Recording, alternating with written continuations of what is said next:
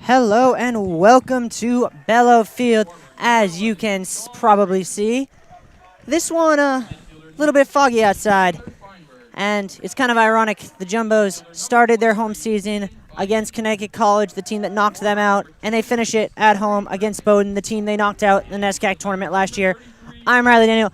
Alongside me is David Latham. David, it's a pleasure as always. Of course it is, and I mean, a special pleasure tonight. This is a big game. You know how much this game means to Tufts. Last game for both teams before the tournament, and it's couldn't have a better setting for it. Beautiful night here at Bellow. The fog coming under the big lights. This one should be a treat.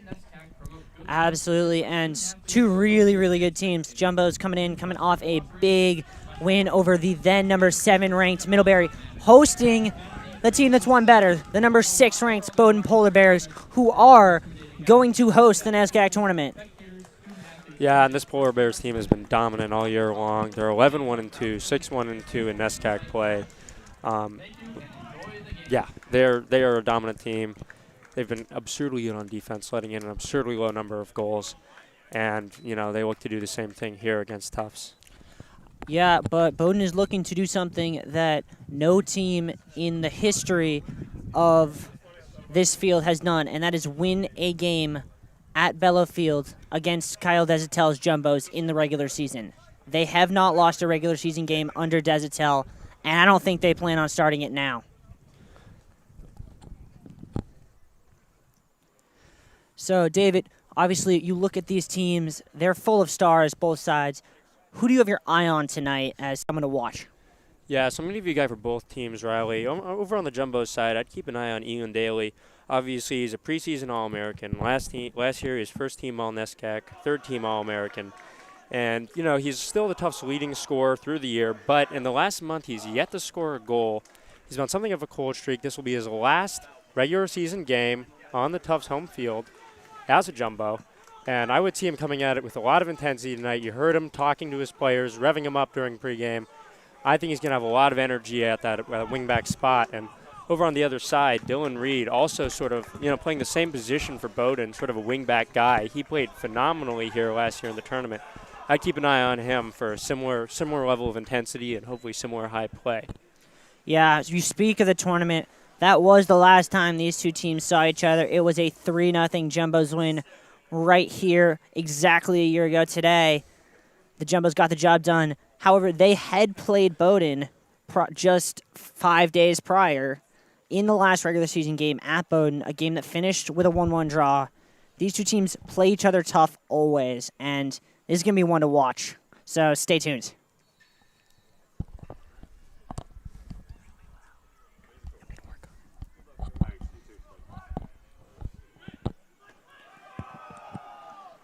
We will read out the starting lineups now. For Bowdoin, you'll have Duran, Ward, Harry Cooper, Julian Rontorena, Paul Kluski, Agun Loy, Matteo Pacelli, Jack Selig, Dylan Reed, Ben Brown, and Michael Weber between the sticks. And for the Jumbos, it'll be the same starting lineup as against Middlebury. It'll be Perkins, Trainer, and Feigen up front, Feinberg, Gherkin, and Siegelstein in the midfield. And, of course, Ian Daly, Gibson Campbell on the wingbacks, and Alex Wall and Max Clivio at center back, and the steadfast Eric Lauda between the sticks. And immediately a set play here for Bowdoin is cut out by Gibson Campbell. That one headed on by Agonle. Second ball headed back. And Wantaranus on that one. Fought for a little bit of shove in the back of Siegelstein. Keeps it in and hooks it up. And going to force all the way back the talented Bowdoin defender. Campbell heads that one up. These teams content to just head the ball up, feel each other out here. Yeah, just a game of pinball back and forth off the head so far, Riley. One team trying to gain control of the ball. Here's Harry Cooper on the ball for Bowdoin, and he'll switch it wide to the left side, and that is, I believe that's Duran on it. It is Duran. Has an overlapping run of Ben Brown. Laid off to Cooper at the top of the box. Tries direct pass, cut out. And Wantarena will look to switch the field, cut out by Gibson Campbell off the face of Agunloy, out for a Jumbo's throw.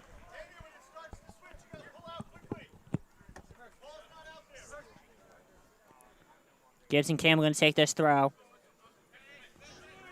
Into Perkins, laid off beautifully, looking for Gherkin, but he can't quite get to it. Campbell steps in front of Charlie Ward, who takes it off of him. Ward around one defender, and then around a third, looks to put a ball across. That one's behind Duran as he was in if he could have corralled it. Pacelli tries to save it and does to Ben Brown. Yeah, and that's the kind of physicality you can expect from these teams all night. Ward with a body to Campbell taking him off it, and then two Tufts defenders giving some body right back. These teams are already playing physical. Pacelli on the end line tries to swing that one back in. Good block there by Alex Wall. And then Daly's just going to get rid of that one. Off into the foggy night. Pacelli leads Bowdoin in assists, but notable to see that he's starting tonight. This is his first start of the season, number 30 there. Ben Brown drops Liam Gherkin, puts a cross in, and that one is caught by Lauda. Touched earth there. That was a move that you're going to watch over and over and over again. Here is Ian Daly on the ball. He'll look to stand that one up, looking for Gherkin, cut out by Miles Reed. And now it'll be a gun light in midfield. Gherkin coming back. Wins it back for the Jumbos. Now Trainer's on the ball. The flick on, not quite there. Alex Wall will come save it. Perkins up for it, can't win it. Feinberg can't win the second ball in the midfield, and away comes Bowdoin with it, and that is Pacelli. He has Ward in front of him. Pacelli running around the slide tackle of Gherkin. Tries to get around Daly. Does to the byline and out for a Bowdoin corner, I believe. Yes.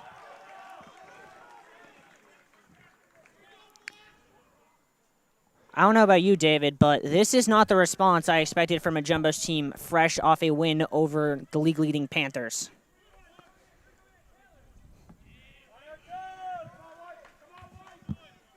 Yeah, I mean, they're condensed into their box so far, but they have been playing physical. You see guys getting after, the guys who beat them. There's been some nifty footwork from Bowdoin so far, so this is not a team to be underestimated. I think Tufts is giving it their all right now. Duran here on that left side, swings across in towards the back post. Header goes up. Great header there away from Clivio. And now Feigen has it. He can look to send Sean Trainer.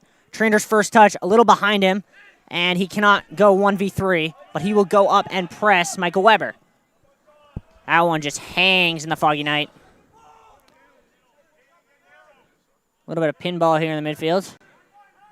And it'll finally be controlled by Ben Brown. And that's going to sail out of play. David, obviously, the viewers can see it. We can barely see the game. How much does the fog really influence a game like this? I mean, I think it has an influence, but really for the players, I mean, they're close enough to each other, close enough to the ball. I think the visibility shouldn't be a problem. I think these players are going to be able to see through it. They're used to playing in adverse conditions. I don't see this really affecting their play. Maybe the slipperiness of the ball and the wetness on the ground, but I don't think the fog should affect them. Feinberg wins that ball in the midfield to Gibson Campbell, who can now turn and go down the left wing. Little 1-2 with Siegelstein there. Campbell going to look to put that ball in. It's blocked out of play for a Jumbo's throw. Or no, it's going to be a corner, excuse me. And over to take this one will be Liam Gherkin. Fog clearing just a little bit from this left side of the field as Gherkin steps up to take the kick.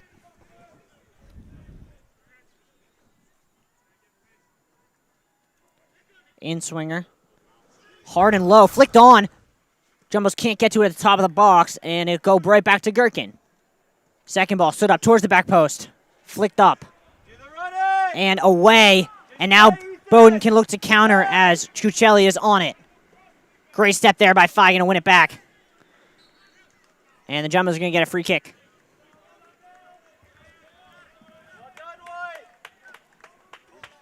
Once again, players getting wrapped up. It's already a physical matchup. Gherkin with a very loose touch, and then another bad touch there from Daly, and here comes Bowdoin. Charlie Ward going to run onto that one. Over to take care of it is Clivio out for a throw.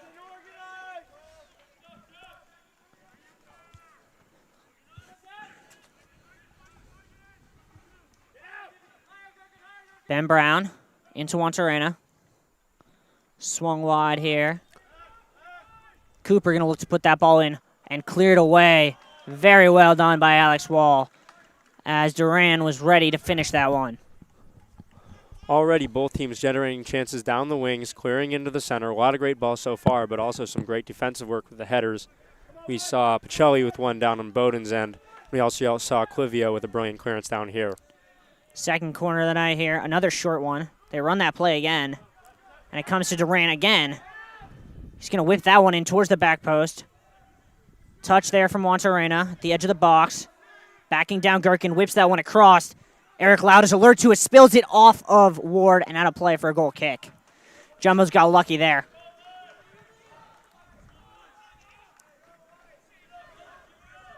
And there you may see this wet ball coming into play. Lauda with an uncharacteristic little fumbling over there. Fortunately for the Jumbos, nothing came of it. He's going to play that one nicely to Gibson Campbell, who has a very nice touch there. And then swings it into Trainer. Trainer with the man on his back gets around 2 and cuts midfield.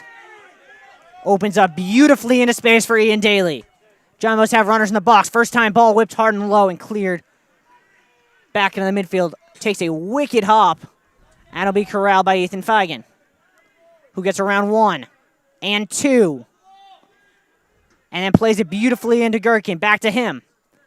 Can't get around a third defender. It comes to Daly, though. And that'll be a Jumbo's throw. Oh, Bowdoin takes it. Oh. A little bit of miscommunication there as Ben Brown was a little too eager to take that one. Figure just toss it in, hope nobody notices.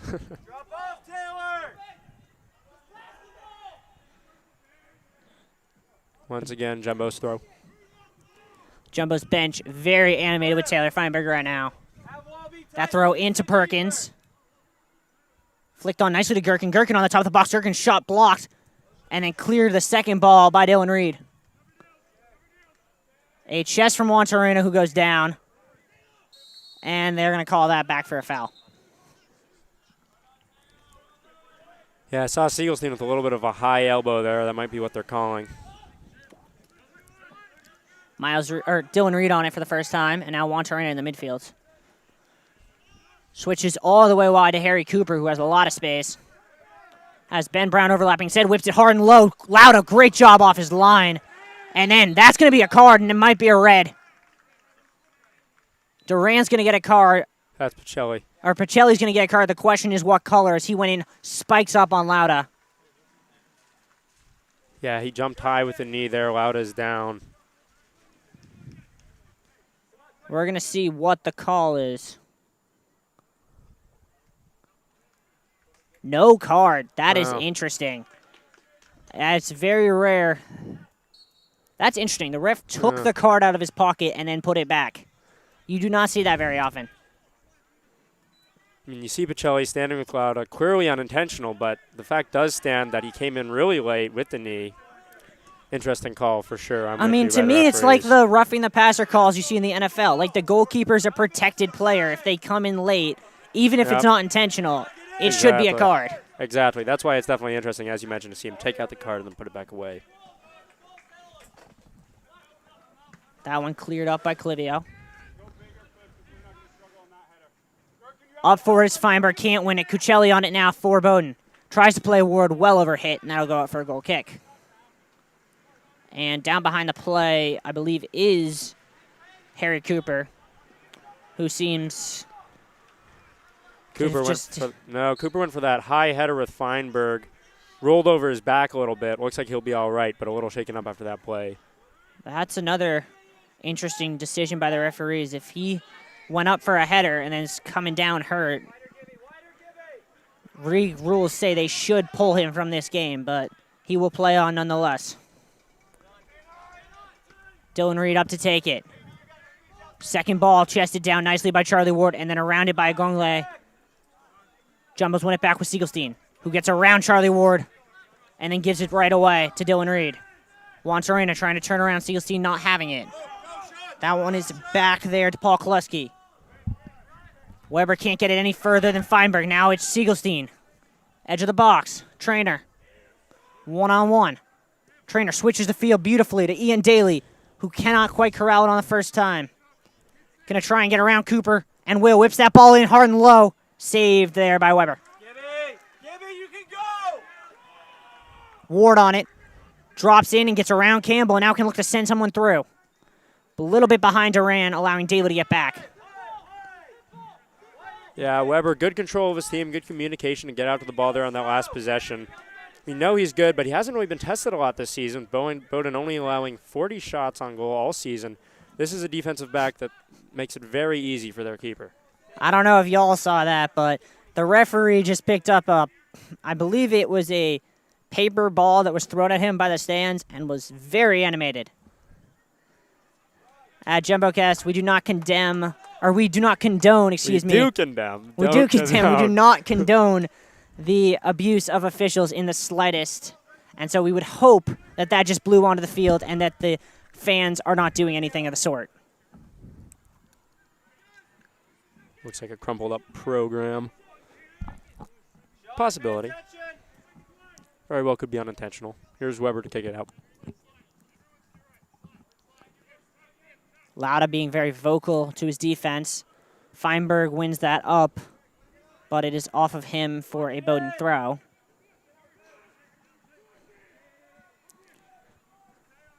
And now it is Daly screaming at Liam Gherkin.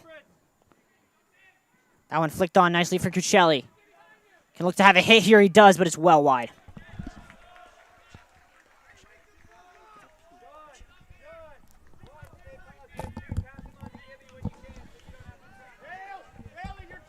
Alex Wall will take that one up. Daly on it now. Ball looking for the run of Feigen, but under hit. And that one pops to Charlie Ward. Clivio wins it back, and will reset with Eric Lauda. Lauda baits Charlie Ward in and then switches it wide for Feigen. Beautiful ball laid off to Daly. He's going to look to send the run of Perkins. Perkins running hard against Juantorena. Juantorena's going to beat him to the end line. That'll be a goal kick. Yeah, that's Seelig there with he and Reed forming the center defensive set here, playing very, very good defense thus far, as they're known for. As I mentioned earlier, this defensive back does not let a lot through. Yeah, that back three of Seelig, Dylan Reed, and Ben Brown, they were here last year when they couldn't quite get the job done, giving up 3 goals in that NESCAC quarterfinal match, and they're eager to get their revenge tonight.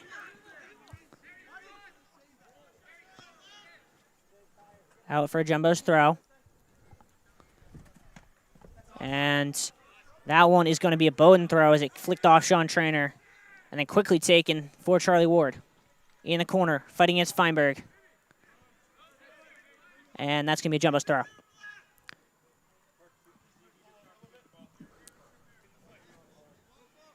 Nice flick on there from Trainer. Juantorena's, though, able to corral it. But he puts Dylan Reed under pressure. Trainer wins that second ball. And then flicks it on to Perkins. Great step there from Reed. Calivio's header. And that'll go out of play as a smart choice there from Agonloy to let that one go. Trainer working back hard. Gibson Campbell forces it off of Agonloy, and that'll be a Jumbo's goal kick. Trainer with a high-intensity challenge there. Saw him along with Daly, encouraging his team in warm-ups. Very vocal. He's looking to be a leader here tonight, as he always is, captain for the Jumbos. That one a little bit overhit by Eric Lauda, and that'll be an immediate Bowdoin throw. Agonloy going to try and take it quickly into Duran. Jumbo's giving him way too much space. Seelstein comes over. He gets between him and Campbell into the box towards Charlie Ward, but a loose touch eludes Ward as he could have had a shot otherwise. Cooper cannot reset to Ben Brown, and now the Jumbos can look to go. Seelig's loose touch almost pounced on, and now this pass is pounced on by Trainer, who then gets tripped up by Juantorena, who might see a card here. That's a late challenge. That's what Sean Trainer's asking, but it does not look like the referee is willing to give out a card this early in the game. Probably rightfully so. Yeah, I'd be surprised to see a booking on that one, especially after some of the other calls that got made, which looked more like cards to me. That one, he made a pretty serious play on the ball. Not surprised to see the referee keep the cards in his pocket. Calivio comes over to save that pressed pass by Trainer. And he'll reset with Eric Lauda. Wall. Opens to Clivio. That one hit hard and low. Just trying to flick it on was Daly, but he couldn't quite corral it with the back of his heel. And the Jumbos will make a sub. Woo-Vin Shin and Liam Gherkin out.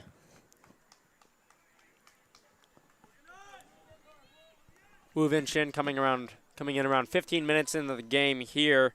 We know that in the last game he came in the 13th minute, and his first touch of the ball was a free kick goal for the Jumbos.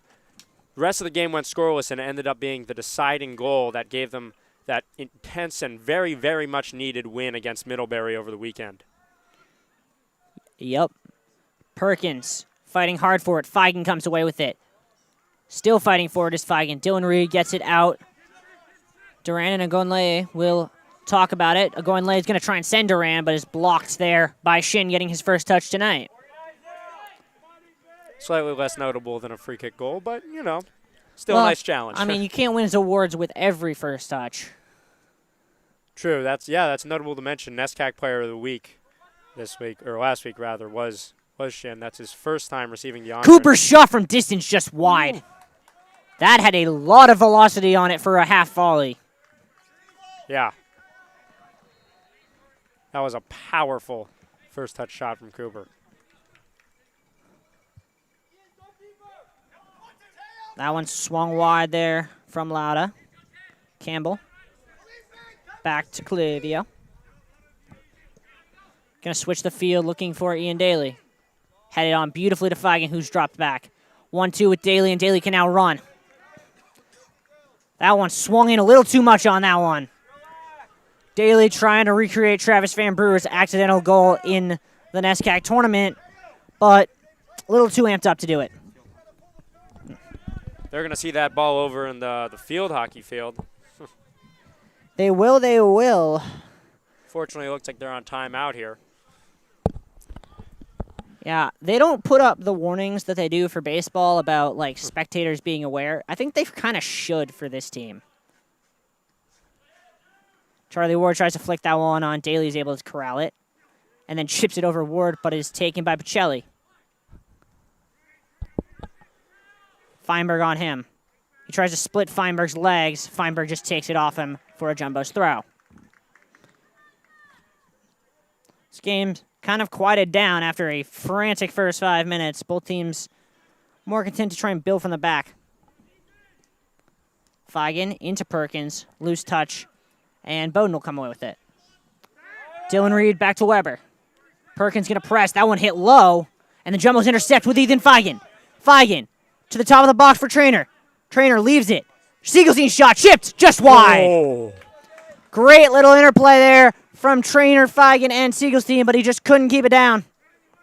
Yeah, great drop-off pass from Trainer. That was a pretty piece of passing there, and Siegelstein had a great look at it, got underneath it just a little bit too much. Good chance for the Jumbos. And speaking of Ethan Feigen, he will get a much-earned rest as Mason Schultz, the true freshman, coming in on that right wing.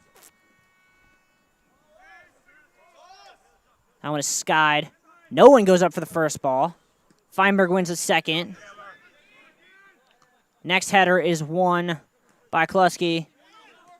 And now Gonloy tries to win it. Duran now off of him, and that'll be a Jumbo's throw. As he had outboxed Sean Trainer, but unfortunately could not keep his leg from hitting that ball. Duran calling it theirs. I guess he thought that there had been a touch by the Jumbos before he got to it, but not the case. Alex Wall baits in. Ward goes around him. He's going to look to send that one through. Can't get it through there. And then a foul for a push in the back on Taylor Feinberg.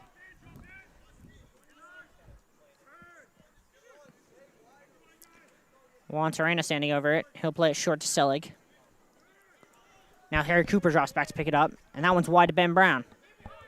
Brown against Daly on his right foot. Into space for Gunloy. Gunloy wide here on the right side for Duran. Duran against Campbell. Over to take his Trainer. Campbell wins it. And then able to get that out for a throw, I believe. It is a throw.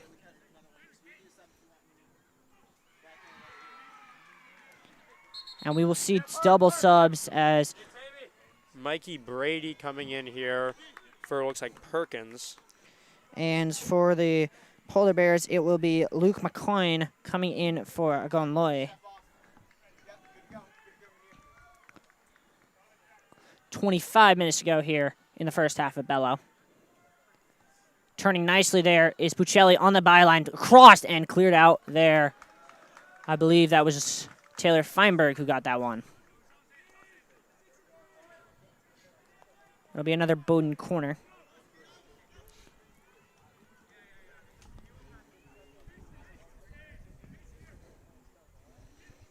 Lauda gesticulating wildly.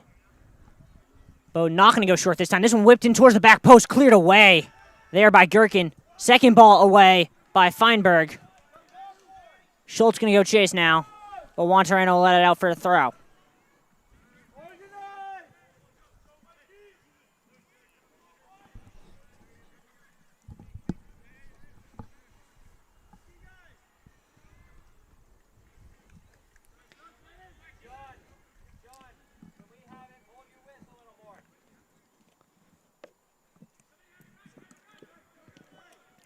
Throw in taken down the line. Schultz gets his first touch, tries to play Brady.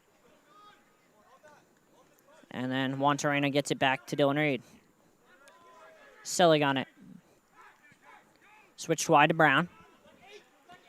Tried to play Cooper, instead plays it in, looking for Puccelli. Jumbo's picked that out, moving Shin on it. Siegelstein comes to it. Chips the ball up, looking for the run of Schultz. Cut out Mikey Brady on it now. Brady has runners in front of him. Plays it in between the lines to Schultz. Tries to turn. And I'm not quite sure what everyone just stopped playing. I don't know why. I don't know if they thought it was a foul or if the ball had gone away, but yeah, multiple guys stopped. Schultz, I think, and his defender stopping there on the sideline. And then a foul there committed by Max Clivio on Charlie Ward, and that'll be a Bowdoin free kick in the dangerous spot. Quickly taken by Wantarena. Cooper chips it up, looking for the runner, and a dangerous header there, tracking back from Clivio, who atones for his error. Lauda talking to Clivio after the play. Unclear if he wanted it, but that crisp dap suggests that Clivio made the right play. I mean, I think Lauda called it, but I also don't think Lauda was getting there before Massioni was. Yeah, he has no problem with a safe clearance out like the one Clivio made there. Another Bowdoin corner, and they'll come short again. Jumbo's marking it this time. They'll try and play it through this mark. Jumbo's having none of it. They get to the byline. That one whipped out, and we'll do it all over again. And Bowdoin keeper Michael Weber, who is, by this point in the season, when only facing 4 shots a game, gotten very used to being bored, is now shouting out corner kick instructions from his own 20-yard line. This one to be whipped in by Puccelli towards the near post. Flicked on, and just past the back post and out of play.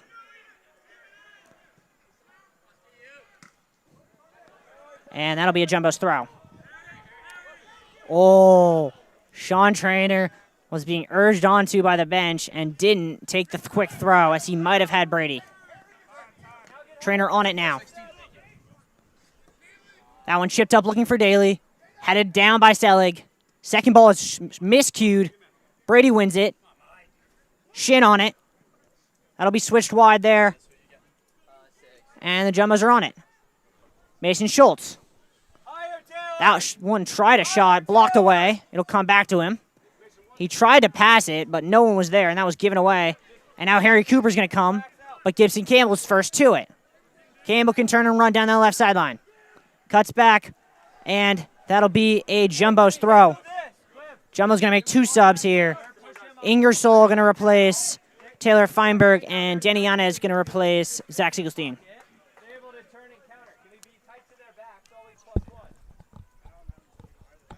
Tufts coaching staff with a lot of words for Feinberg and Siegelstein coming off the bench. They're looking to bring more energy in. They've been playing high-octane soccer. We'll see if these guys can bring that energy. Absolutely. Flicked on there. Shin tries to get another shot on just over the bar. Ooh. And they want a call of some sort. Yeah, and they're going to get a call. It's going to be a corner kick as that one was deflected and just missed hitting the top of the bar and going down in. Wow. Moving Shin 8 on Saturday against Middlebury, and he's hungry for another goal today. Missing it by just around a foot high. Jumbo's corner. Towards the back post. People go up for it, headed away. And that looks like it's going to go out for... Oh, it's going to be kept in by Gherkin. Oh, great move there. That one whipped back in. Jumbo's going up for it, and a great play there by Weber to get to it first. Nifty piece of footwork there by Daly. Ben Brown. Selig on it. Being pressed by Brady. Gets it to Brown. Jumbo's press doing a good job right now.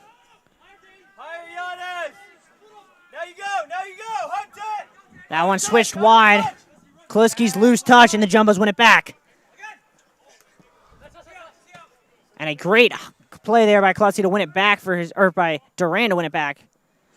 Though he was very fortunate to not connect his foot with the face of Gibson Campbell and get sent off. Campbell looked like he was going for a low header. That one was close. Yeah, Campbell pulled back at the last second. Otherwise, there would have been blood and a red card. That one switched beautifully there for Kluski. And he gives it right away to Campbell again. Campbell going to try and play that ball down the line looking for Trainer. Trainer gets tripped up, and that's going to be a free kick and likely... Are they going to call that corner? Trainer is What's the call? animated after that call. The call is a free kick. Okay. I don't know what Trainer wanted, because that seemed like incidental contact to me. Yeah, it didn't look like a booking, but maybe he just wasn't sure they were going to call the free kick. Unless he wants a booking for denial of a goal-scoring opportunity. That's the only rationale I have. Yana's going to take this.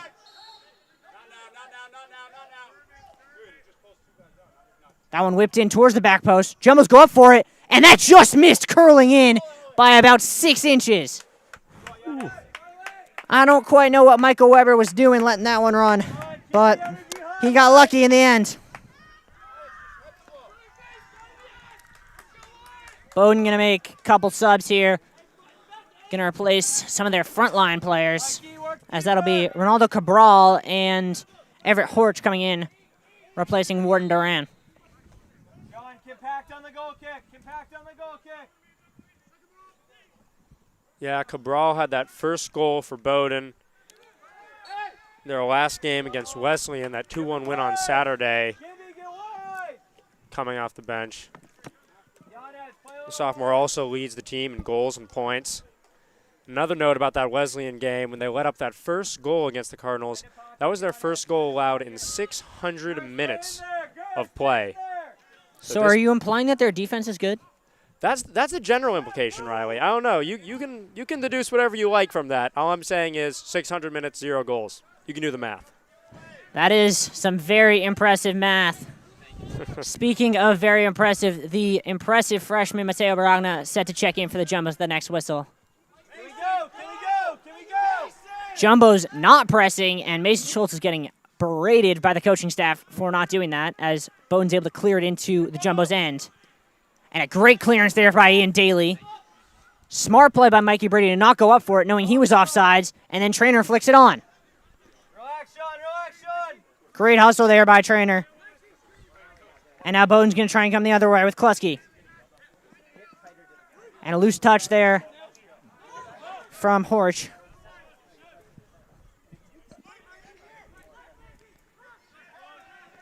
And the press is coming on. Yana is coming hard on Kluski. Just in front of Ingersoll was that pass. Kluski trying to get all the way around to it. Gibson Campbell's not going to have any of that. Gets it out for a throw.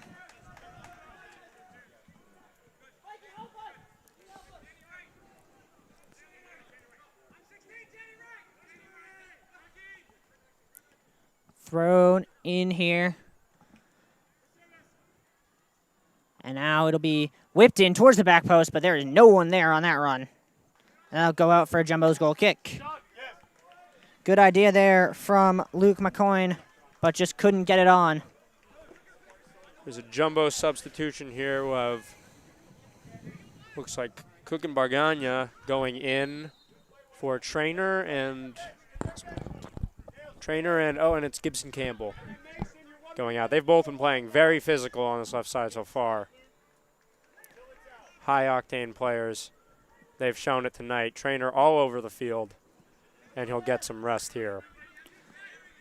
Yeah, so the question we were talking about pregame with whether or not Coach Desitel would, knowing that this is his last chance to experiment before the playoffs, go with a lot of squad rotation tonight, is seemingly getting answered as he's sticking to his usual 15 or so. Higher, Mateo. You're good there. Yeah, I mean, he cares about this win. Now you're dropping in. Tufts will be in the playoffs. They will be playing an away game in the first round, but their outcome in this game could determine who that game is against. For sure. Rather, it will determine who that game is against. Juantorena gets his pocket picked by Yanez. And then a bad pass there. Loose touch from Puccelli, but able to get it wide to Harry Cooper. That one behind Juantorena, and the Polar Bears will reset. Inside now, Mateo. Inside now. Now you can step out. Now you can step out.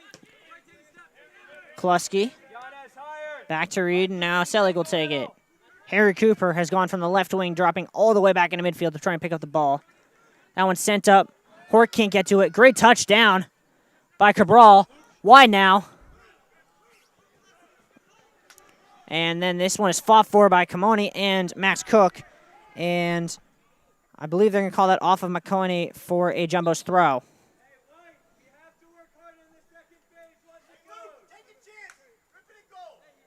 Yanez. Going to reset with Eric Lauda. Kind of put Lauda in a bit of a difficult spot, but he's able to deal with it and get it to Alex Wall. Wall's going to look to switch that one middle. Great interception there by Reed. Juantorena going to look to send through Cabral. Max Cook cuts that one out. And it'll be controlled by Mason Schultz. Wide to Yanez. Yanez against McConey. Just goes right inside of him. Around a second defender. Switches the field beautifully to Daly. Daly going to try and run here against Ben Brown. Cuts back. Daly against the second defender. Tries to get that one in. No one was coming to help him. And given away there by Puccelli. Baranya comes to pick up. Plays Max Cook. Cook cuts in. Lays off for Shin. It's going to be switched wide there for another run from Daly. Daly will reset. Drawing a defender. And reset with Alex Wall. Jumbo's getting some sustained pressure here. Under-hit switch. But Max Cook's able to save it and cut middle. Accidental touch. Almost broke the defense. And now on it is Bowdoin. Puccelli trying to send that one through, but is cut out by Clivio. Yanez on it. Oh, he had the run of Mikey Brady, but instead turned back. Wider, Tucker. See the beyond here. Here. Look this way. Max Clivio decides to go back to Eric Lauda, and the coaching staff tells him that was the wrong choice. Ingersoll into Shin. Tufts being contained past the midline here, but now they'll look to create something. Good run there from Clivio into Brady, his loose touch, but is deflected out of play, and that'll be a Jumbo's throw. 10 minutes to go here at Bello. Because we get it. We play past three guys, and you're driving 2v1 with Mateo.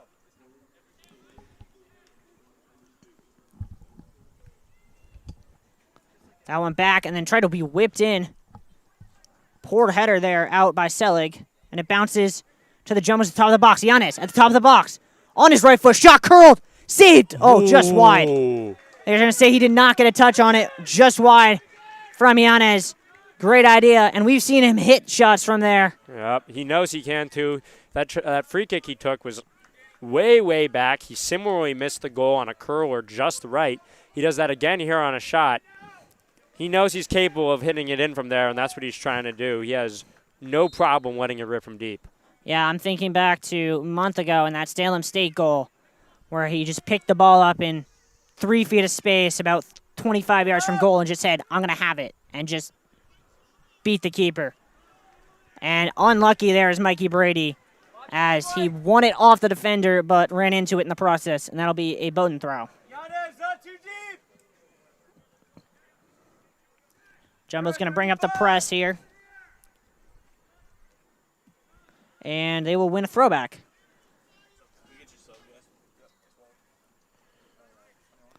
Jumbo's going to make some subs.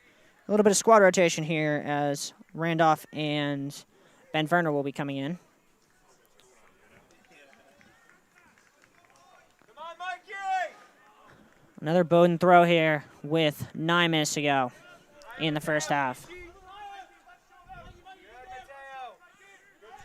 That one in between the lines to the new sub for Bowdoin, but is intercepted by the Jumbos.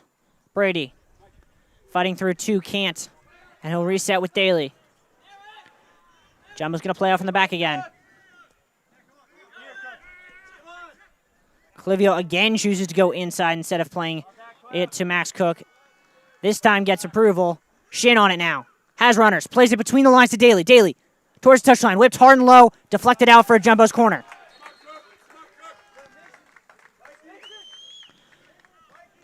Like Brady and Schultz will come out here for Werner and Randolph. And Desatel expanding his lineup a little bit here. He's keeping with this sort of sets of 2 subs, trying out a couple lineups. I don't know, Riley, maybe we need to have that conversation again about. yeah, speaking of trying things What out, they're doing Max here. Cook's going to take this corner. It'll be his first taken of the year from this side. Swung in towards the back post, up for it, and a great defensive header there by Juan Torrena as Max Clivio was about to repeat the Salem State game and get another goal off of Max Cook corner. Good choice, Johnny.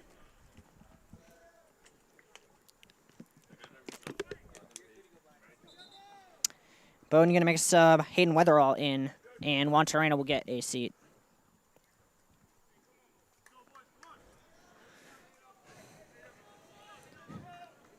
It's interesting to note, a point of emphasis from the referees tonight has been subs leaving the field via the nearest sideline after the controversy over time wasting versus not time wasting in the Middlebury game.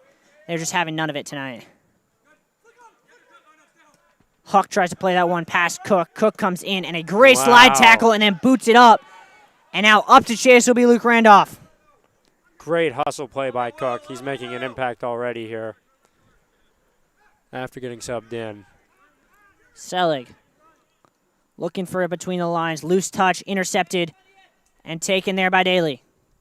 Gonna try and chip that one down the line. Wins the second ball, but can't quite keep it in. Face it! Higher, Giannis! Higher, Giannis! Rudolph gonna come press. Really go. Weber with a nice boot. And that'll come and be collected on the second touch by Ingersoll for Max Cook.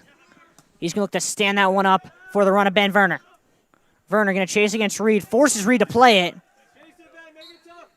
And they're going to bring that back, I believe, for a foul on Werner. It's okay, Ben. Good mentality. Or actually, I believe they're going to get him for offsides. I was going to say, it didn't look like a lot of contact there. Yeah, I think More understandable call. Werner just left a little too early on that run.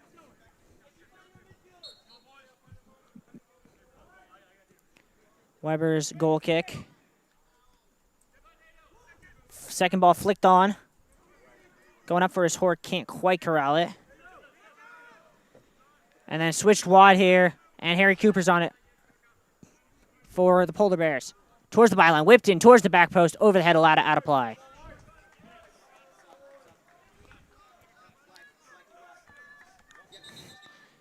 Noah Alexander being told he can come on for Everett Hork. Polar Bears doing a lot more squad rotation than the Jumbos.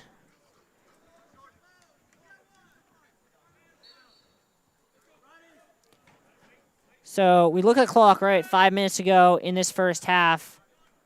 0-0, obviously. David, which coach do you think is going to be happier going into halftime? Well, I mean, I think if your coach doesn't tell, you can't be too upset with a knotted score at the half against the best team in the NESCAC. This Bowdoin team knows that they're capable of holding teams to a few goals, and they might be a little bit upset that they haven't created anything so far. At the same time, though, the Jumbos have expended a lot of energy matching this Bowdoin team. They've been playing high intensity, and, you know, they might want to see a little bit of the fruits of their labor, a little bit upset that they didn't get anything either. Of course, Daniana is putting a lot of shots near the net. They've been creating pressure, so I think both teams will be, you know, not upset, but wanting something more out of their squads in the second half. Yeah, I guess that would be my next question is, what sort of squad changes you think you would make if you were in his position at halftime? Would you keep someone like a Giannis on to start the second half instead of putting him back on the bench? I mean, I personally would. I think it comes back to that conversation we were talking about earlier with what are his goals for this game, right? Is he trying to try out different rotations? See Top what of the guys box, at shot bench can comes do on together? just wide of Weber. Sorry. Or, yeah, that was, wow, great chance there once again. Or is he trying to, put the best squad up and hunt after a goal as much as possible? So we'll see what kind of outlook they come with in the second half. But me personally, based on his performance, yeah, I would want to see Danny Yannis back again in the second half. And I think a lot of these guys coming off the bench have brought a lot of energy thus far. I mean, I don't know about how the fans at home feel, but to me, when I'm watching Danny Yannis play in the midfield, it's like I'm watching like Leo Messi run in his prime. The way he just cuts between defenders.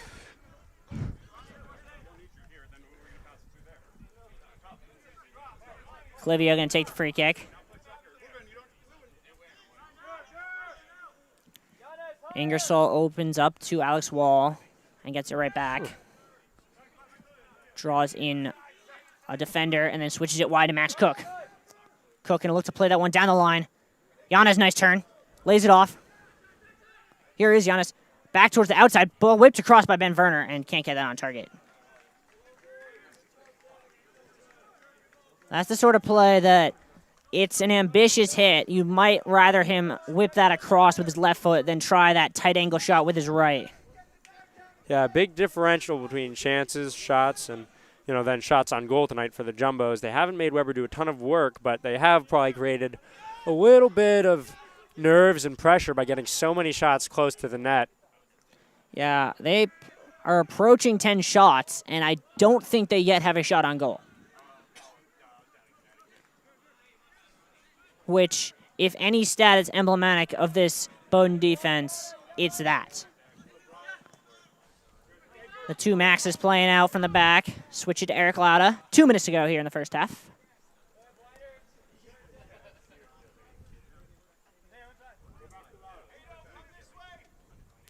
Jumbo's really just making Noah Alexander run for his first 3 minutes on the pitch. Shin drops all the way back to his own box to pick it up. Great ball into space. Yanez lets it run. I'm not quite sure why. Cook comes to collect it. Baranya can't win it past Kluski, and now here come the Polar Bears. Switched behind the run there, and Jumbo's come away with it. And Desatel offering a lot of congratulations for how they played that one through the midfield. Yeah, a lot of Bowdoin pressure coming in. Alexander coming in from behind. Shin with a nice little play back. Good communication, good passing by the Jumbos. Looks like they're trying to wear this Bowdoin midfield down a little bit. Slow it down and create something. Shin chests it down beautifully. Tries to chip that up for Daly. Can't quite get there. It'll be trapped down instead by Randolph. Trying to get it through. Up for it is Werner, but he can't quite beat Michael Weber to the ball.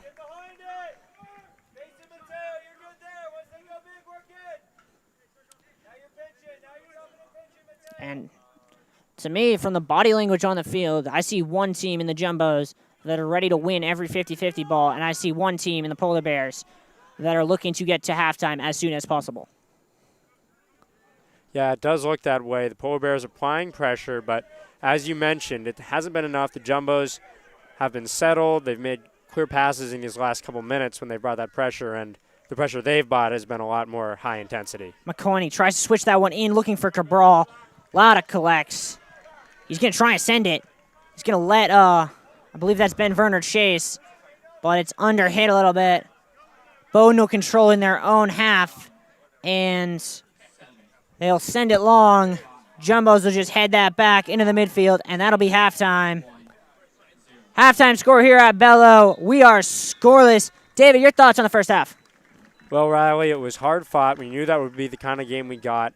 Not honestly that surprised to see a 0-0 score through the half. These are two good defenses, and both teams, subbing a lot of guys in and out. They're playing high intensity, but that sort of, faster play can lead to goals, can also sort of lead to a little bit more chaos, and the defenses had no trouble controlling what there was in this half. not a ton of shots on goal or not a lot of, making the goalies work. Michael Weber, Eric Lauda for either side. So, Yeah, you mentioned the goalies kind of had an easy night off.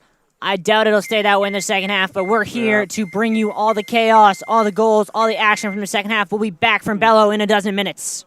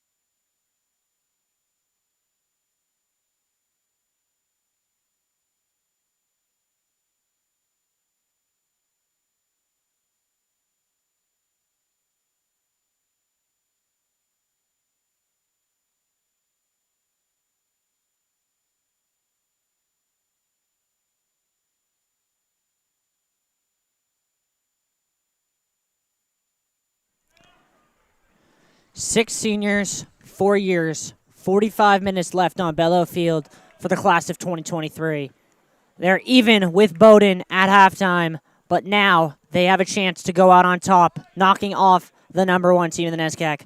We're live here at Bellow. I'm Riley Daniel. Alongside me is David. What do the Jumbos need to do, David, to get that win? Well, I mean, I think they've been playing well defensively. They've generated chances, as I was saying, coming out into the break. They need to put some more shots on goal. I think they just need to really make Michael Weber work in net. So far, he hasn't had to do that. Now with the rain coming down in the second half, might be harder to control those balls. I think they need to, sort of introduce more shots and chaos in the offensive third. Yeah, we mentioned it going into halftime, whether or not the Jumbos would switch the midfield up. They have. They're sticking with the 3 that brought energy towards the end of that half in Shin, Ingersoll, and Yanez. Ben Brown on it for the Polar Bears. Into Duran. And now Ward. Puccelli through, looking for Duran. Flicked on by Daly. And then out. Trainer gets it out as far as Weatherall. And it'll be controlled on the far side there. Down into Puccelli. And now wide here. Kluski tries to put it in. Wall gets it out. Shin looked like he got fouled there, but instead it goes off of Max Cook for a throw. Charlie Ward turns Max Cook. Inside, lays it off Puccelli. Try to go between the lines. Pops around. Duran still trying to control it. And he'll switch it wide to Ben Brown. Brown. 1-2 there. Gets it back along the touchline. And that one is going to stay in. Great play there. Feigen coming to help. And then boot it up. And the Jumbos can look to go chase. Feigen gets that one down the line. Perkins is able to control. Ship it around Selig. Can he get in between him? Yes, he can. And then he gets pulled back. No call. Ref says play on. Jumbo's going to go press anyway. Perkins with a great pressing job, and now the Jumbos are going to bring it again along that side with Feigen. And he wins it. And 1 out for a Jumbo's corner. The high-intensity play of Perkins and Feigen win the Jumbos in the corner. Bowdoin could have had the ball gone with the clearance, but those 2 guys initiated the pressure. That's going to send Max Cook to the corner now to take it. Cook's first corner just nearly missed finding the head of Max Clivio. Can he find Clivio or Perkins at the back post on this one? Feigen and Ingersoll will come back. The rest of the Jumbos stack the box. Whipped in towards the near post. Jumbos go up and blocked away as they had header there. And then Ingersoll overhits it, trying to refine Max Cook. Yeah, and Duran's presence there, that pressure might have gotten to him. Poor first touch. That'll go out of bounds. Bowdoin take possession. Allows the Jumbos to put the press back on again. Kluski gets it to Puccelli, but he can't keep it in. And the Jumbos have another throw. Daly quickly into Yanez. Yanez is going to turn a switch here to Max Cook. What a ball that is. Yanez, winner of the Riley Daniel Looks Like Leo Messi Award. Headed down. After position. Headed down and out. Dylan Reed's going to try and send that one long, and that goes all the way back to Eric Lauda on about 4 seconds flat. He'll send that one wide between Yanez and Cook. And Ingersoll gets it, though, up. And then a nice chest on there by Yanez. But now on it is the Polar Bears and Ben Brown. Brown looking to put a ball in. Cuts inside onto his right foot. Laid off. Ward. Loose touch. Away by Wall. That was a chance there. The Jumbos are lucky. Ward just couldn't really quite control it. Shin switches the field to Trainer. Has Perkins in front of him. Has Feigen coming. Instead dribbles between 2 and switches it to Ian Daly. Oh, Shin cuts it off as Daly could have been through there. Ooh. Instead it's picked off by Sukov, and here come the Polar Bears. Sukov, Alex Wall out to challenge. Fought for along the near sideline. Now Charlie Ward comes. Space. And then swung all the way wide for Kluski. Wall with a nice piece of sort of patient off-ball defending there. Make the Polar Bears slow down, and that ended up giving the Jumbos the ball, but now it's back to Bowdoin. Yeah, 2 lackadaisical from Perkins. He has to come back for that ball. On that far sideline, getting around there is Monterena. And then a foul going to be called on Max Cook, and we'll see who will take this free kick for the Polar Bears.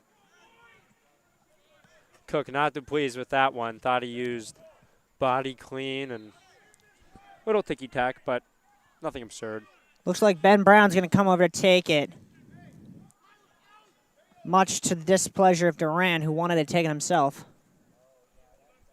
Weber calling a couple of his guys back. In-swinger coming from Brown. In-swinger towards the back post and over everyone out of play.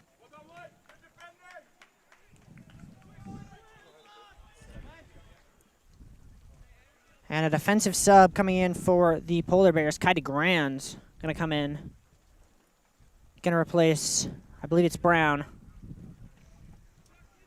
First defensive sub made tonight by Coach Scott Wersinski. Wall on it. One point heard Wersinski in the first half saying, I think it was one of the forwards, that he wanted more shots on goal, telling guys to take it from further outside. I think it was Luke Macion who he said, let shots go. He had a chance, ended up passing it. He wants his guys putting balls on net. He knows there's these same wet conditions, and he, like I said, like the Jumbos probably are, is just looking to make more tangible chances out of the pressure they've had in the offensive zone. DeGrand looks to send that one for Ward over everyone's head. Alex Wall going to shepherd that out for a goal kick.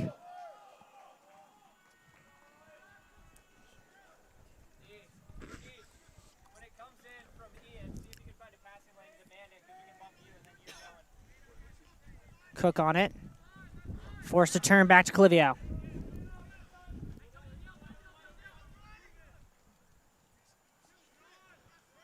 Ingersoll between the center backs, and then plays Shin and all the way back to Lauda. Wall has Daly wide. Finds him. That one down the line into space for Yanez, who's being hounded. And it came off him and out of play. Yeah, and it's Kai DeGrande there with the pressure that makes him give up the ball. And now Huck tries to get it forward. A missed clearance by Shin. Second one headed up. Yukov tries to get it back and does. Tries to get between two and does, but cannot get that pass to stay in, as DeGrand was not on the same page as him.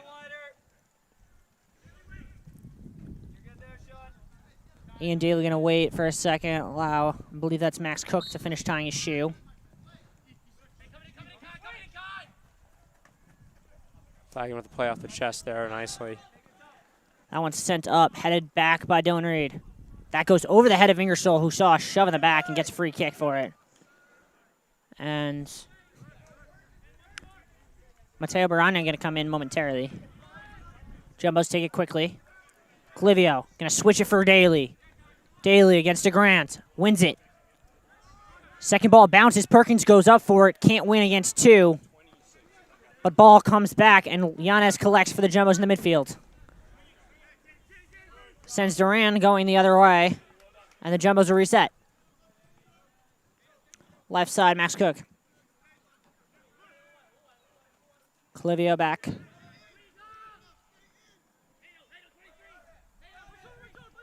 Duran going to try and press it, force it wide. Yanez on it on the right side. Plays Feigen, wanted the give and go. Feigen instead resets. Looks like Bowdoin's trying to create more pressure in the corners here around the half, as you saw with Duran and the other player coming in there trying to pressure Feigen, but Tufts. A lot of sort of tiki-taka type plays that Desatel has been giving positive comments about on the sideline. They're using that sort of calm, patient passing technique to work around this pressure. So far, it's worked for them, but they haven't really been able to create anything out of it further upfield. One freshman being replaced for another. Baranya replaces Perkins up top. Max Cook again fixing his shoe. Plays it into Shin. Opens up beautifully. And the Jumbos, for what seems like the 10th time this half, will reset again. Ingersoll to Alex Wall. Beautiful pass between the lines to Feigen. Has runners either side.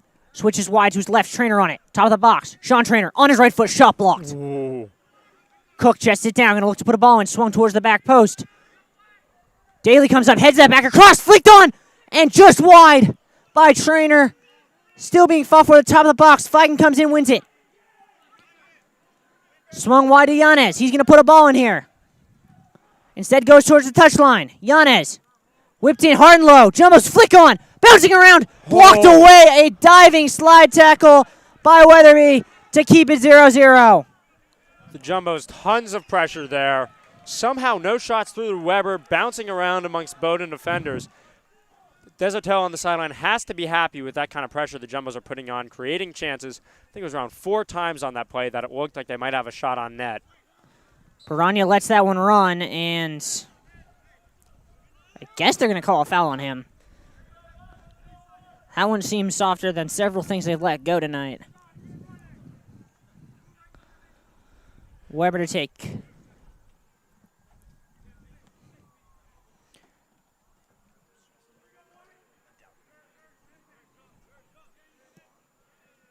Goodness gracious. That's a long way to kick a ball.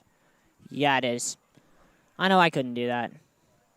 I think I did that Boozley once goes in FIFA. down. Oh, Bocelli goes down. That'll be a free kick. And now Bowdoin will set up for their second set piece of this half. Looks as if they're fighting over who gets to take it, and it will be Tyler Hawk, the first year who has 3 goals in the season. Be ambitious if he tries to hit this and get his 4th. Stands it up towards the net. Headed away. Second ball back on target. Flicked on. Save Lauda. what? And then Bowdoin was celebrating, but Lauda still had the ball. I don't know who Wow. thought it went in the net, but Eric Lauda somehow kept that out. Lauda had a hand on the ball, and that again might be the work of the wetness here today. He had a hand on the ball. A couple Bowdoin defenders came in with pressure. I believe it was Weatherall putting pressure on it. I don't know if he thought he fumbled it or what, but it looked like he sort of just windmilled around, kept a hand on the ball, and it's that strong. Those sticky hands that will keep the Jumbos naughty here with Bowdoin after a good bit of pressure. Feigen inside. Flicked on. Trainer goes back to it. Gets it on that left side. Gets around another defender.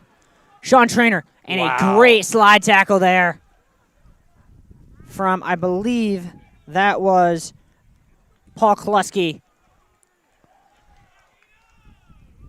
And then a mistimed tackle by Cook allows Puccelli to come away with it for the Polar Bears.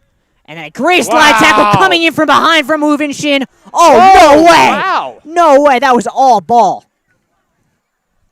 Looked like the water on the ground there gave him like an extra 5 feet of slide. He covered at least 10 yards on that slide and trapped the ball and came away with it.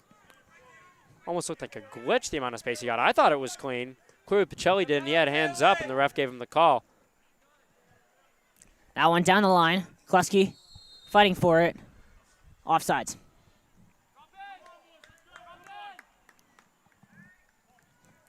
You know, I think part of the reason they got that call just had to be how far behind him he was when you made the tackle. I mean, it looked like he got all ball, but generally when they see a guy come from that far behind, they think he must have gotten involved with feet just by the angle he had. Yanez to Daly. Daly didn't have much options there. Great turn there Wow. by Bocelli to drop it around Feigen. Won by Shin in the midfield.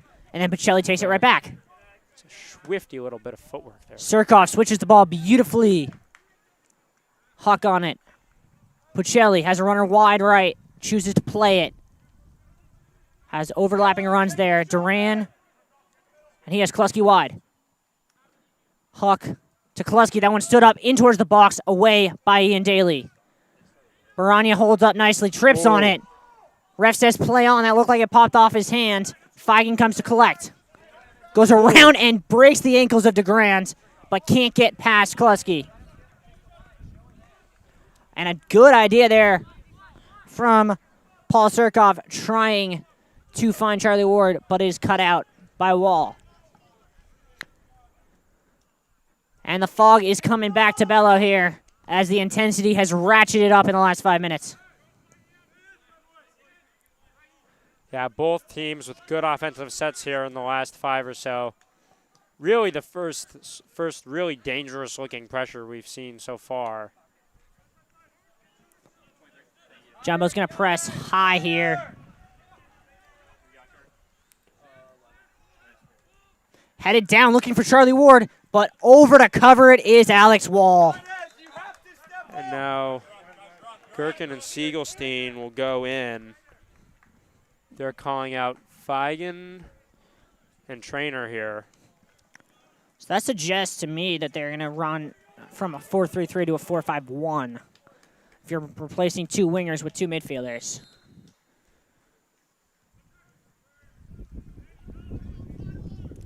Fought 4 on the left sideline, and we'll do it all over again. Another Bowdoin throw.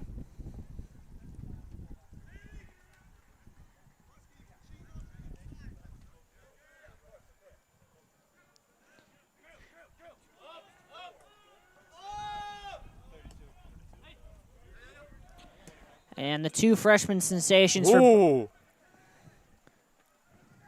Wall got in front of it. But that was come from behind. Macion had a nice little off the back of the foot pass there.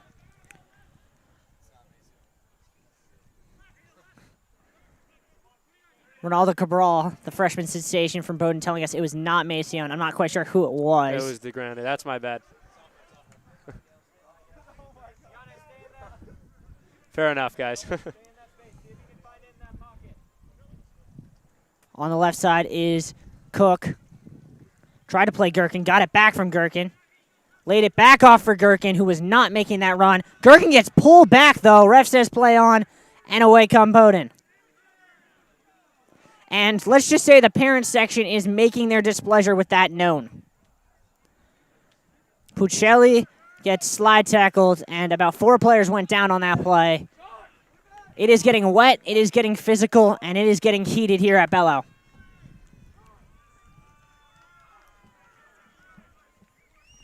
That's Macion. Looks like Duran's coming out here along with Ward.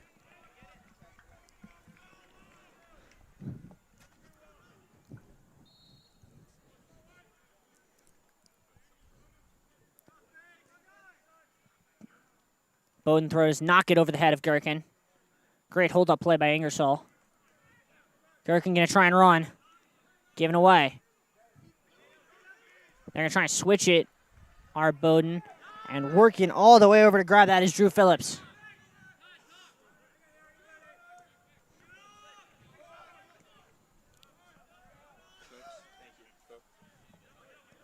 Selig at the back for the Polar Bears. Between the lines, Noah Alexander. To Phillips. Giving away to Mateo Baranya, who's 1-on-2 now.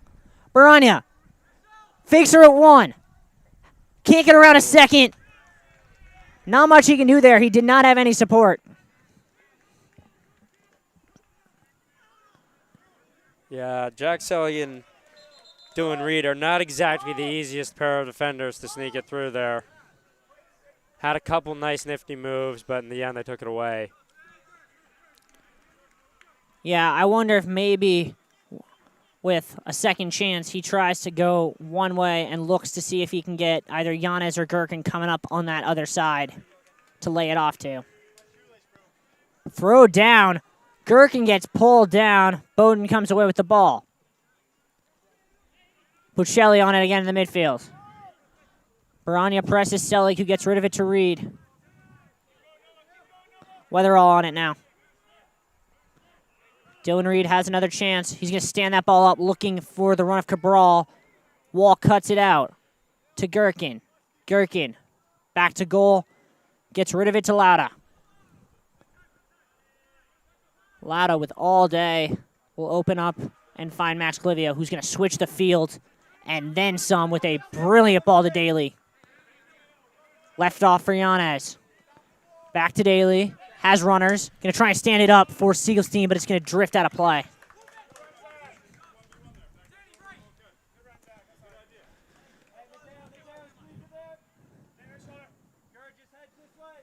Throw in to the middle. A little bit of a loose touch. Shin goes up for it, wins it.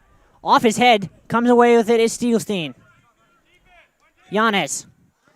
And a great Stop there by the Bowdoin player, who then runs into Ian Daly, tries to sell the foul call, and Ian Daly is just like, you're not having that.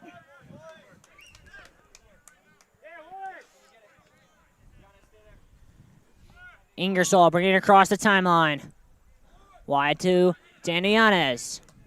Swung down the flank here for Daly. That one whipped hard and low. Flicked on. Into the box. Shot over the bar. A great little flick on and a good hit there from Mateo Barania.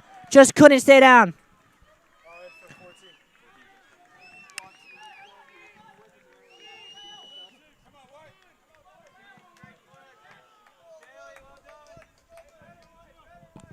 And for whatever the scoreboard and the fact that the Jumbos only have 2 shots on target shows, you get the feeling that a goal is coming in this game.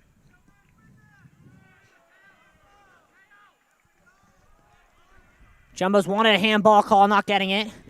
Bowdoin comes away with it at midfield. Reed being pressed by Barania. Gets it wide to Kluski.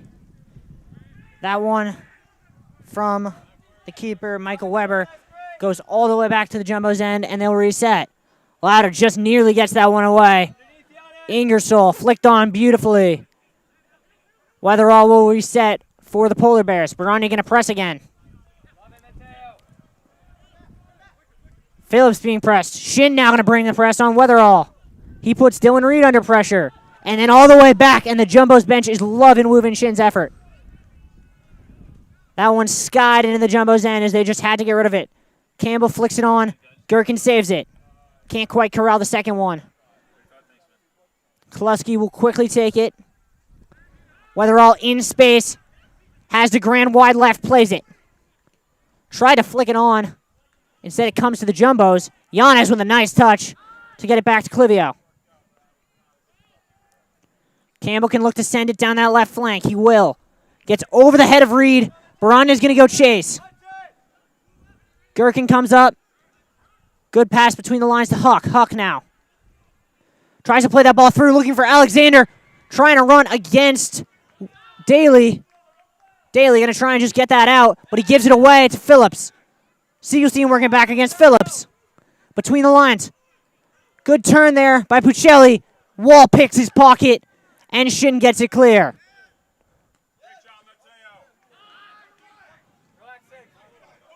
And finally, the ball goes out of play, and both benches can take a deep breath.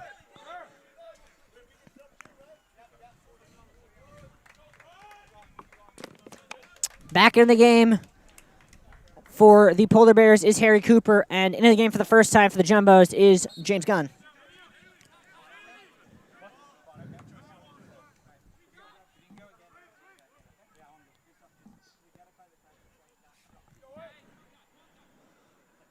Jumbo's going to play off in the back again.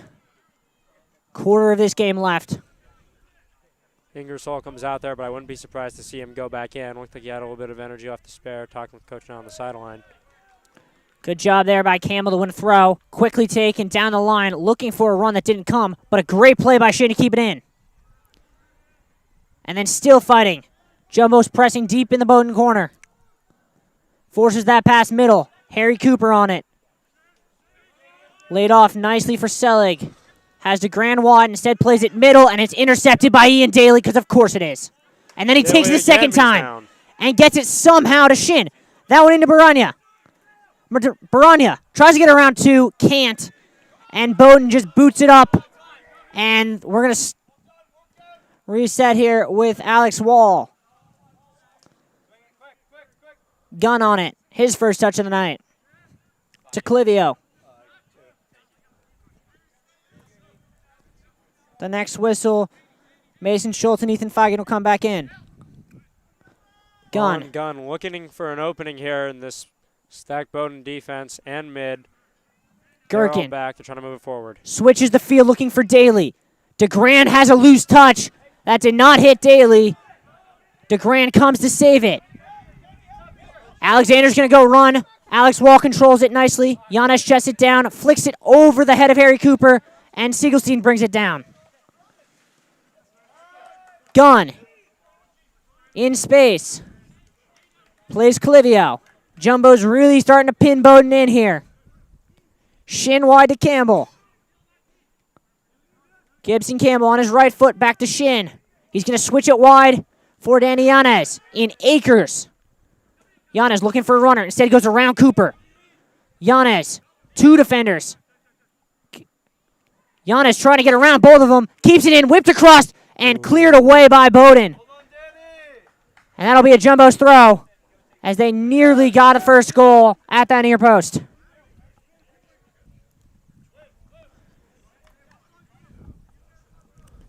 Gherkin with his hands on his head there for a minute. He thought he had a chance at the net off that cross. Jumbo's going to set something up off this throw. It's so deep in the Bowdoin corner.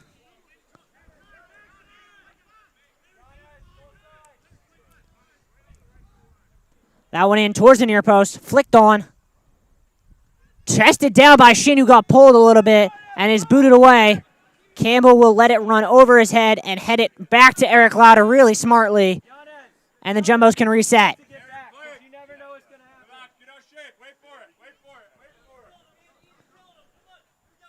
Jumbo's coaching staff encouraging their team to be patient.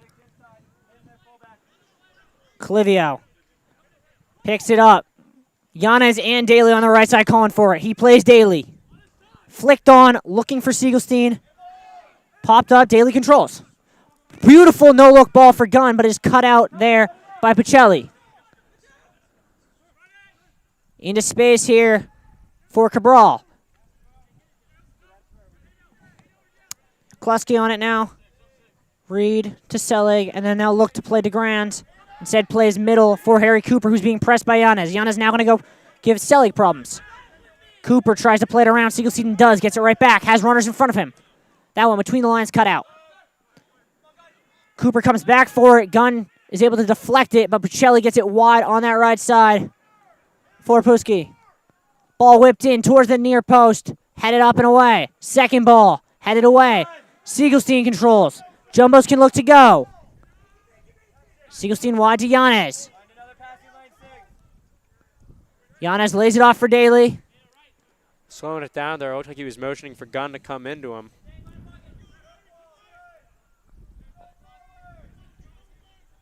Jumbo's team definitely slowing down, working it around the half. They're trying to move the ball forward and create something, but the way the Bowdoin is compacted, that's proving difficult. Campbell got crunched up hard on that one, a little bit shaken up. Bowdoin's going to reset with Selig. 17 to go here at Bello. Ball just a little too far for Cabral to control, and Campbell comes away with it. Clivio. Wall. Daly calling for it.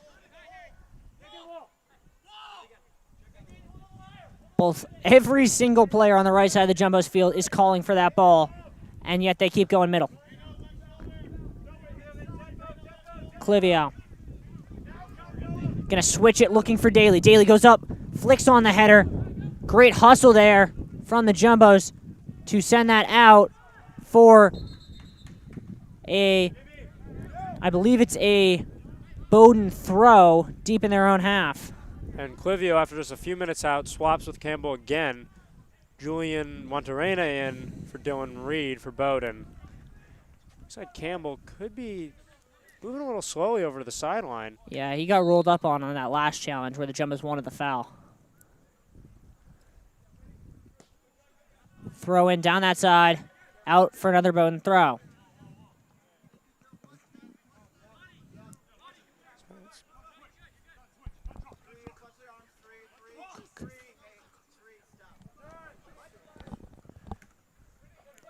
Daly into Siegelstein. Siegelstein, nice little chip on. And now Schultz is on it. Schultz down that right sideline. Looking to get to the byline, but that is shepherded out. Did it hit Selig? The Jumbo's bench sure thought so. Referee says no. To be honest, I couldn't tell you that the ball went out. I can't see down that corner.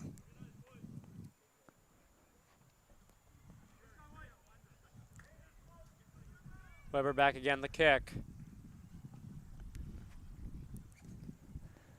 Howen just continues to rocket off of his foot.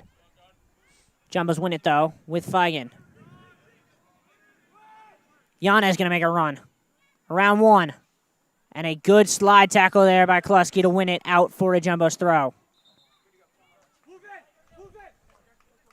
Now Ingersoll will be back into the game for Shin.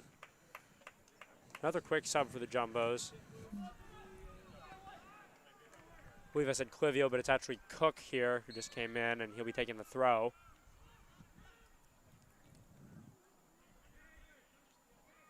And he'll play Max Clivio off that throw.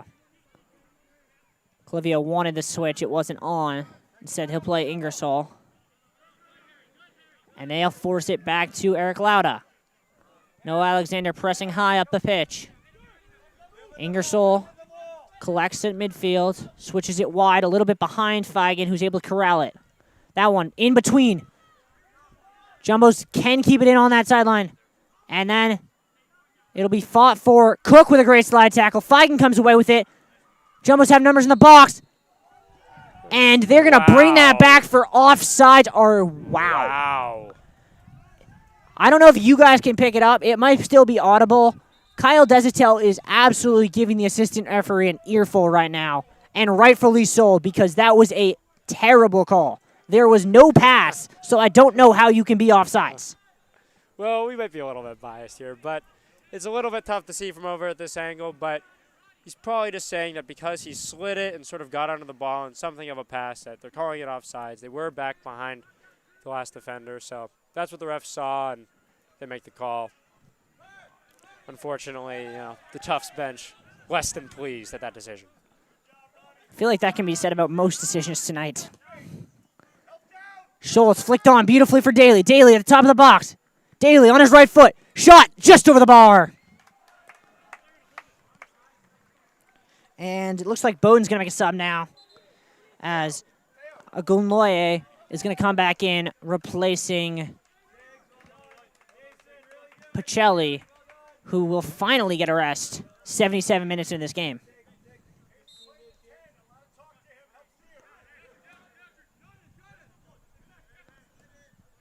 Schultz now at the top, pressing. Feigen bringing the press. A little bit of a loose touch. Jumbo's intercept with James Gunn. Ian Daly on the ball again.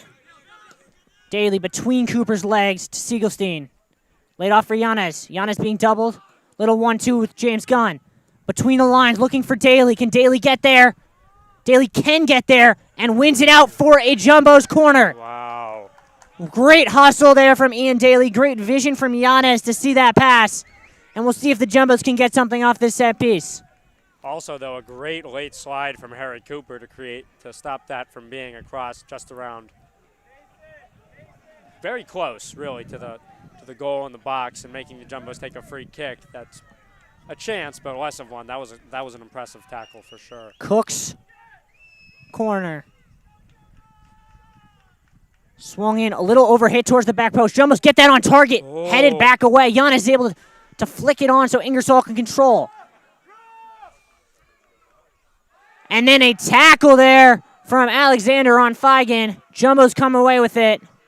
And the Boo Birds are coming out from the parent section. Eric, let us find our shape. Alex Wall. To Clivio.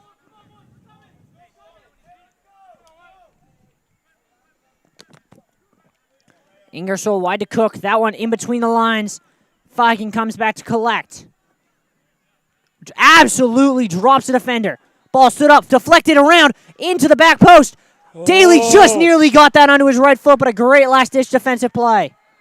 That one whipped across, out for another Jumbo's corner. Wow. DeGran with two nice pieces of defending on that play. Got the foot out that kept Ian Daly from the shot, and then played out to the corner to make another stop. Jumbos will have another corner kick.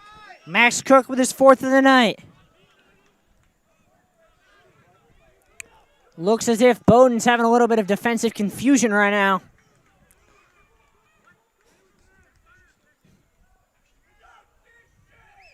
Ball whipped in hard and low, bouncing around, headed back. A bicycle attempt to try and clear it just does not work for Bowdoin. The second attempt does. Alexander on it now. He's going to try and send that one through for Cabral. Foot race against Alex Wall. Alex Wall having none of it. 10 minutes to go here at Bello. 10 minutes for the Jumbos to move themselves potentially 2 spots higher in the NESCAC tournament. And we'll start with Lauda here at the back.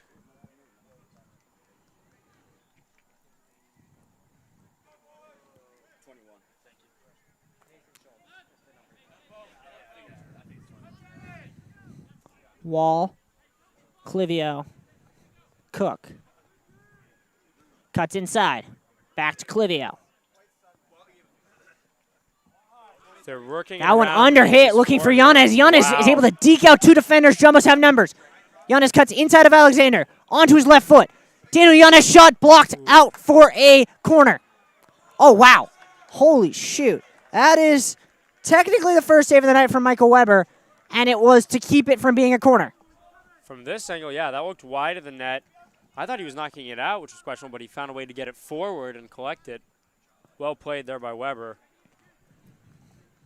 Off the foot of Danny Yanez, who ended up getting it off of somewhat weak pass, but unfortunately for the Polar Bears, Harry Cooper wasn't able to get there. That could have been a serious offensive chance going the other way if he'd gotten his foot on that ball. Daly just decides to play it back.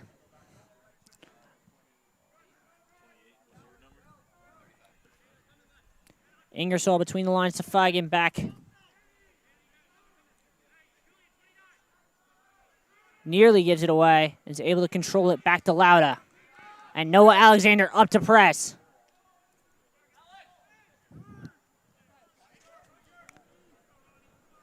Jumbo's looking for that one more chance you know is coming, that they can take advantage of it. They've got 8 minutes to do so. Great header there from Cook. They're calling it out, and there will be a set of subs here for the Jumbos. It'll be Trainer and Bargagna in. Replacing Feigen and Schultz, and Bowdoin's going to basically make a line change here, Duran, going back to their starters. Duran and Ward are in alongside Huck, freshman, and looks like coming out will be Phillips along with Cabral and Alexander. Well, if those moves tell us anything, it's that neither of these coaches will be satisfied with a tie. Jumbo's on the ball. Ingersoll. Good ball there. Great ball from James Gunn to find Daly. Daly has runners in front of him. Ooh. And that looked like it hit the hand of Harry Cooper. Controlled by Daly in the midfield anyway. That's a hard shot, but looks unscathed. He'll keep running. Cook. Wide to Yanez. Yanez on that left flank. Daniel Yanez. Around one defender. Yanez's shot blocked. Chested down again. Handball call. Ref's going to blow it. I believe that's a penalty. They're going to call it outside the box. Wow. And the Jumbos are going to have a free kick with about 7 minutes to go from about 18 and a half yards. Bunch of players behind it. I couldn't really get a view. Did you see who that was on, Riley? To me, it looked like it hit off the hand of Juantorena, but I'm not sure. There were about 18 players in the box there. And he, along with, but the ref's telling them to move back now. They wanted to create that line right up on the ball. But they got to give him 10. Who wants it? Will it be Daly? Will it be Trainer? Cook? Or will it be the freshman wonder kid, Danny Yanez, in a spot that is seemingly made for him?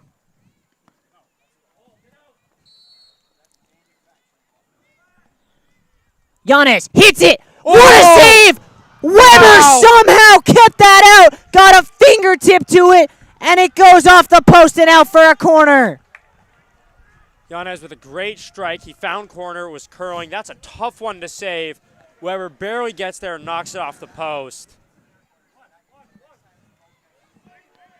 Wow, and you can just feel the intensity on this field, on the sidelines, in the stands, building after that near goal from Danny Yanez. Referee's going to have a conversation with pretty much everyone in the box and just try and calm tensions down right now. 5 minutes. They are high. 49 seconds to go. Danny Yanez stepping over this corner. Jumbos have 6 in the box. Swung in towards the near post. Flicked on. Saved by Weber.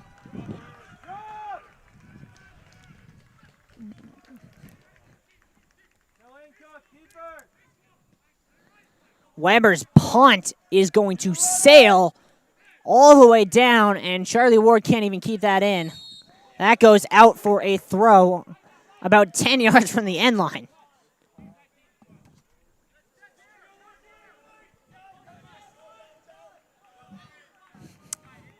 And now to the Bowdoin bench, giving the referees a bit of a hard time. Baranya flips it up. That one just booted back by Selig. Will be caught by Lauda with 5 minutes to go. I can't stop thinking about that free kick, Riley. Yeah, that Wow. one. If That the Jumbos looked like net all day. wall gets tripped up, Cooper comes away with it. Ball stood up. Lauda's going to let it run to him. Cooper asking his forwards, where was the run? It wasn't there. Whoa, get your shape. Whoa, get your shape.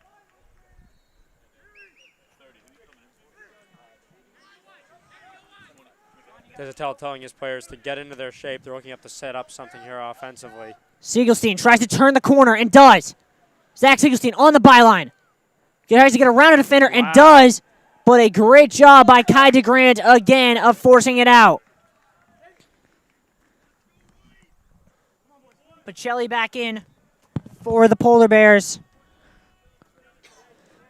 to try and shore down this defense with 4 minutes to go.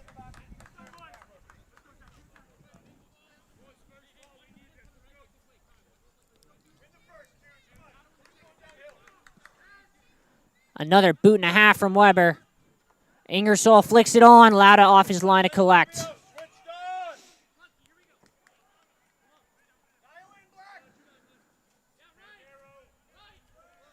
Clivio tries to switch it. Too ambitious, but he's lucky it comes to Daly. James Gunn on it. Between the lines, Baranya, Siegelstein going to try and open up for Sean Trainer. Trainer checks it down. Trainer shot blocked, deflected, save Weber. And that's another, what looked like it was going to be a rocket from the Jumbos, deflected by a Bowdoin defender. We've seen that multiple times tonight, placing themselves in the way of these shots. Michael Weber getting told to get on with this punt. It seems as if Bowdoin is playing for the draw at this point. Siegelstein drops the defender, plays Daly on the overlap. Daly against Ward, between one, around a second. Gets through another and then gets tripped up, and that'll be a Jumbo's free kick. Ingersoll going to try and play it quickly. Referee directing Ingersoll to the now not going to take it quickly. Jumbos are going to reset and let Yanez take this with 2.5 to go. They can bring a lot of heads into that box. Ingersoll cheekily plays it short. Yanez on the edge of the box. Drops the defender. Yanez chipped towards the back post. Headed back into the box. Still being fought for. Bowdoin, a little bit of a misplay. That one's shanked up. Duran tries to chest it down and does. Ingersoll on his back. Ingersoll and Duran. They have no choice but to call that one. Duran goes down. Juan Terena, slow to take this. Under 2 minutes to go.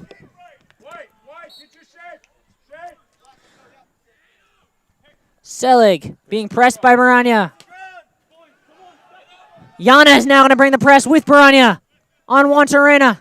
That one between the lines, looking for a runner, cut out by Clivio. Only as far as Cooper. Pacelli gets it out to Duran on that left wing in space. Duran outside of the foot, caught by Lauda. 1.5 minutes to go at Bello. And Lauda was able to play out to it, but Duran had a runner and Pacelli there. That one behind Max Cook, who has to back up, slips, and away with it comes Charlie Ward. Charlie Ward around one, between the lines to Cooper. That one in the box. Duran tries to get it. Bowdoin crowd wants a foul, and a great tackle there by Max Clivio to save a point. He had open space. Mascluvio with a long tackle. I think Duran might have thought that he got the outside of his foot coming to the ground there, but the refs don't think so. Call it clean, and we'll go to a corner. Bowdoin corner, 30 seconds to go. They're going to go short, it looks like. And they're going to stop the clock because Bowdoin is going to get in trouble and might get a card here for time wasting.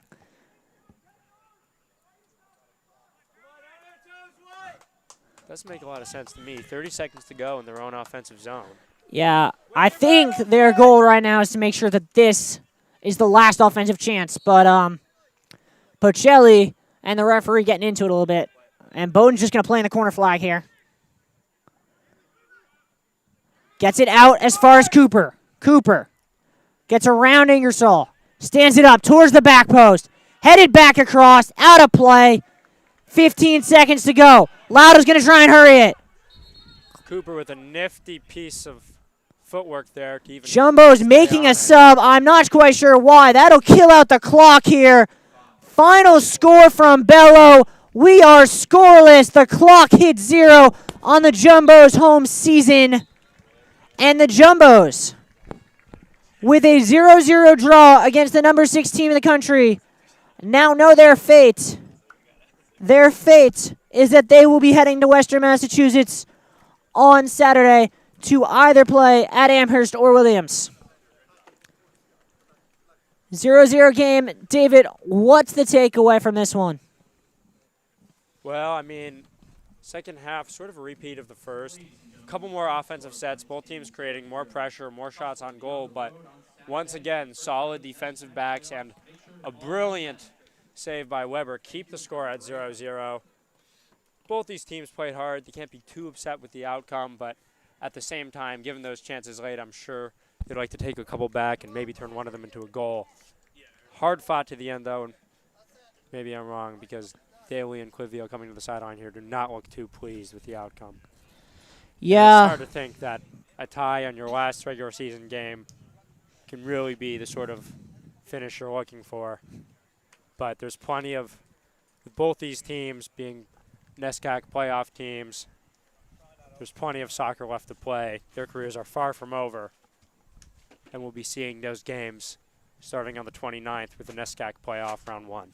Yeah, with that being said, this is our last JumboCast home soccer game of the 2022 season. So we would like to thank the Tufts men's soccer program for giving us the privilege of letting us call all these games. I'd like to thank Spencer Miller, Zach Miller, and Dan Glorioso for being behind the scenes on this rainy night here at Bello. For David Latham, I'm Riley Daniel. Thank you all for tuning in and have a wonderful night.